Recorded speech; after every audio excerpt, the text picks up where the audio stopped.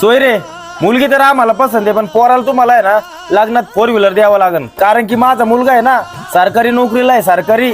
सगळ्या वस्तू देऊ तुम्हाला. बरं पुरीला बोलवा. पाहुणे हो, तुम्हाला एक गोष्ट सांगायची विसरलो मी. हा, माफ करा. दीपक सांग रे. अहो पाहुणे, तुम्हाला काय सांगू, माझी बहीण आहे ना काळी आहे, काय काळी? त्याच्यामुळे आम्ही तुम्हाला सांगितलं नाही, तुम्ही लग्नाला नाही म्हणता. कोण म्हणता लग्न नाही होणार? हा, काळ्या पुरी लग्न करायचा अधिकार नाही का तुमचे? का तुमचे तुमचे विचार वाईट आहे, विचार. तिचं लग्न होणार आणि आताच होणार.